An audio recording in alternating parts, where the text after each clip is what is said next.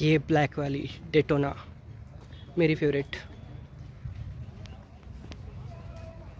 यहाँ का लाइनअप कुछ अलग ही है, कुछ हटके, शायद यही लगाना चाहिए था। क्या